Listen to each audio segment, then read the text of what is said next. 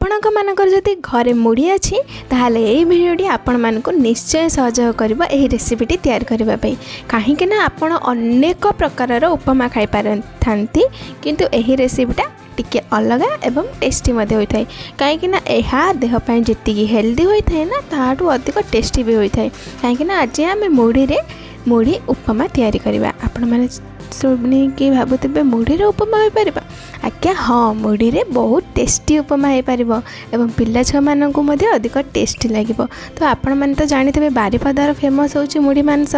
ସେମାନେ ଅଧିକ ଟାଇମ୍ ମୁଢ଼ି ଖାଇକି ହିଁ ନିଜର ସମୟକୁ ଅତିବାହିତ କରିଥାନ୍ତି। ତ ଚାଲନ୍ତୁ ଆଜି ମଧ୍ୟ ଆମେ ମୁଢ଼ି ଉପମା ଘରେ ପ୍ରସ୍ତୁତ କରିବା। ଆପଣମାନେ ଏହାକୁ ସନ୍ଧ୍ୟା ସକାଳରେ ବନାଇ ପାରିବେ। ପ୍ରଥମେ ମୁଁ ୱେଲକମ୍ କରୁଛି ମୋର ୟୁଟ୍ୟୁବ୍ ଚ୍ୟାନେଲ୍ ପ୍ରଗତି କିଚେନ୍କୁ। ଆପଣମାନେ ଯଦି ମୋ ଚ୍ୟାନେଲ୍କୁ ସବସ୍କ୍ରାଇବ୍ କରିନାହାନ୍ତି ତାହେଲେ ଜଲ୍ଦି ସେ ସବସ୍କ୍ରାଇବ୍ କରିଦିଅନ୍ତୁ। ତ ଆଜି ଆମେ ମୁଢ଼ି ଉପମା ବନାଇବା ପାଇଁ ପ୍ରଥମେ ମୁଁ ଗୋଟିଏ ବାଉଲ୍ରେ ମେଜରମେଣ୍ଟ ବା ମାପ କରିକି ମୁଢ଼ି ଗୋଟେ କପ୍ ନେଇଯାଇଛି। ଆପଣମାନେ ମଧ୍ୟ ଯେକୌଣସି ମେଜରମେଣ୍ଟ କରିକି ନେଇପାରିବେ। ଏବେ ଆସନ୍ତୁ ଏହି ମୁଢ଼ିକୁ ଆମେ ପାଣି ଦେଇକି ଅଳ୍ପ ସମୟ ଯାଏ ଭିଜେଇକି ବା ଧୋଇକି କାଢ଼ି ନେବା। ଆପଣମାନେ ଦେଖିବେ ଏଥିରେ ମୁଁ ପାଣି ଦେଲା ପରେ ମୁଢ଼ି ଉପରକୁ ଆସିଲା ହାରି। ତ ମୁଁ ଗୋଟେ ବଡ଼ କଣ୍ଟେନର୍ ନେଇଗଲି। କଣ୍ଟେନର୍କୁ ମୁଁ ସେହି କାଢ଼ିକି ମୁଢ଼ିକୁ ଭଲ ଭାବରେ ଧୋଇକି ତାର ପାଣିକୁ ଚିପୁଡ଼ିକି ମୁଁ ଗୋଟେ ବାଉଲ୍କୁ ପୁଣି ସାଇଡ଼୍ କରିକି କାଢ଼ି ନେଉଛି। ଦେଖନ୍ତୁ ଆପଣମାନେ ମୁଢ଼ିକୁ ନା ଧୋଇବେ, ସେଇଥିରେ ବତୁରାଇବେନି। କାହିଁକିନା ମୁଢ଼ି ଯେତେବେଳେ ପାଣି ଭିଜିଯିବ ତାହେଲେ ସେଇଟା ଅଧିକ ଆମକୁ ଟେଷ୍ଟ ଲାଗିବନି। ଦେଖନ୍ତୁ ଏହିପରି ଭାବରେ ମୁଁ ମୁଢ଼ିକୁ ସଫା କରିକି ପୁରା ପାଣିକୁ ଚିପୁଡ଼ିକି ମୁଁ କାଢ଼ି ନେଇଛି। ଚାଲନ୍ତୁ ଏବେ ଆମେ ମୁଢ଼ିକୁ ଉପମା ତିଆରି କରିବା ପାଇଁ ଯେଉଁ ସବୁ ଦରକାର ତ ମୁଁ ଆପଣମାନଙ୍କୁ ପ୍ରଥମେ ଦେଖାଇ ଦେଉଛି। ମୁଁ ଗୋଟିଏ ଟମାଟୋ, ଗୋଟିଏ କଞ୍ଚା ଲଙ୍କା, ଅଳ୍ପ ବିରି, ଯାଇ, ଅଳ୍ପ ଚିନାବାଦାମ, କଞ୍ଚା ଲଙ୍କା ଏବଂ ଚଣା ଡାଲି ଏହିସବୁକୁ ମୁଁ ନେଇଯାଇଛି। ତ ଆସନ୍ତୁ ଏବେ ଆମେ ଗୋଟିଏ ପ୍ୟାନ୍କୁ ବସାଇ ସେଥିରେ 2-3 ଚାମଚ ତେଲ ଦେଇଦେବା। ତେଲ ଗରମ ହୋଇ ଆସିଲେ ଆମେ ଗୋଟିଏ ଚାମଚ ସୋରିଷ ଦେଇଦେବା। ସୋରିଷ ଫୁଟି ଆସିଲା ପରେ ଆମେ ଯେଉଁ ବାଦାମକୁ ରଖିଥିବା ସେହି ବାଦାମକୁ ପକାଇକି ଏଥିରେ ଫ୍ରାଏ କରିନେବା। ତ ଆସନ୍ତୁ ଆମେ ଏବେ ଚଣା ଡାଲିକୁ ମଧ୍ୟ ଏଥିରେ ପକାଇକି ସେଇ ଦୁଇଟି ଯାକୁ ଭଲସେ ଆମେ ଫ୍ରାଏ କରିବା।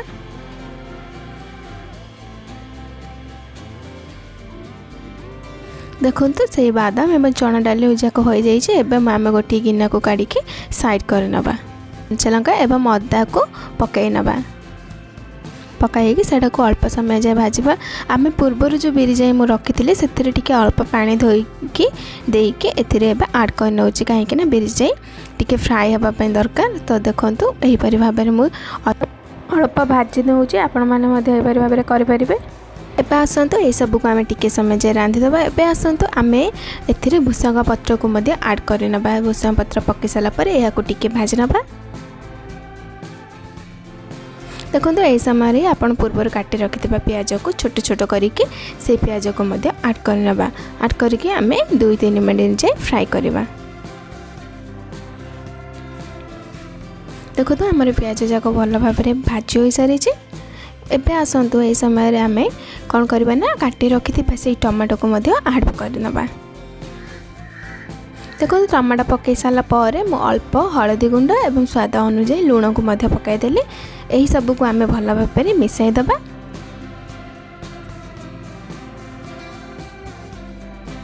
ଏବେ ଆସନ୍ତୁ ଏହି ଟମାଟୋ ପିଆଜ ସବୁକୁ ଭଲ ଭାବରେ ସିଝିବା ପାଇଁ ଅଳ୍ପ ପାଣି ଦେଇଦେବା। ଦେଖନ୍ତୁ ପାଣି ଦେଇସାରିଲା ପରେ ଆପଣ କ'ଣ କରିବେ, ପୂର୍ବରୁ ଭାଜି ରଖିଥିବା ସେ ଚିନାବାଦାମ ଏବଂ ଚଣା ଡାଲିକୁ ମଧ୍ୟ ଏହି ସମୟରେ ଆଡ଼୍ କରିନେବେ। ଦେଖନ୍ତୁ ଏହି ସମୟରେ ଆପଣମାନେ କ'ଣ କରିବେ, ଟିକେ ସମୟ ଭାଜିଲା ପରେ ମୁଢ଼ିକୁ ଯେଉଁ ରଖିଥିବେ ସେଇ ମୁଢ଼ିକୁ ମଧ୍ୟ ଆଡ଼୍ କରିନେବେ। ଦେଖନ୍ତୁ ସେଇ ମୁଢ଼ିକୁ ପକାଇ ସାରିଲା ପରେ ସେଇ ମସଲାରେ ଅଳ୍ପ କରି ଭଲ ଭାବରେ ଟିକେ ଟିକେ କରିକି ସବୁ ମୁଢ଼ିକୁ ସେଇ ମସଲା ସହିତ ମିଶାଇ ଦେବେ।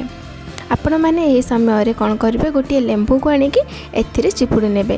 ଲେମ୍ବୁ ଚିପୁଡ଼ିବା ଦ୍ୱାରା ଏହା କ'ଣ ବହୁତ ଟେଷ୍ଟି ମଧ୍ୟ ଆସିଥାଏ ଏବଂ ଟାଙ୍ଗିପନ ଆସିବା ଦ୍ୱାରା ଏହି ରେସିପିଟି ବା ମୁଢ଼ି ଉପମାଟା ବହୁତ ଟେଷ୍ଟି ଲାଗିଥାଏ।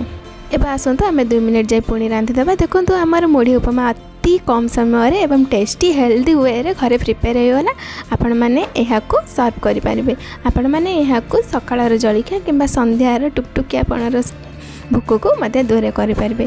ଦେଖନ୍ତୁ ଏହିପରି ଭାବରେ ଆପଣ ସର୍ଭ କରନ୍ତୁ। ଆପଣମାନେ ଯଦି ଚାହିଁବେ ନା ଏହା ଉପରେ ସେଉ ମଧ୍ୟ ଗାର୍ନିସିଂ କରିକି ଅନ୍ୟମାନଙ୍କୁ ସର୍ଭ କରିପାରିବେ। ଦେଖନ୍ତୁ ମୁଢ଼ି ଯାକ କେତେ ଖିଲା ଖିଲା ହେବା ସହିତ ଆମର କେତେ ଟେଷ୍ଟି ସହିତ କେତେ ସୁନ୍ଦର ମଧ୍ୟ ଦେଖାଯାଉଛି। ଆପଣମାନେ ମଧ୍ୟ ନିଶ୍ଚୟ ଏହି ରେସିପିକୁ ଘରେ ଟ୍ରାଏ କରନ୍ତୁ। ଆପଣମାନଙ୍କ ପିଲା ଛୁଆମାନଙ୍କ ସହିତ ନିଜେ ଖାଆନ୍ତୁ, ଖୁଆନ୍ତୁ ଏବଂ ଖୁସିରେ ରୁହନ୍ତୁ। ଜୟ ଜଗନ୍ନାଥ।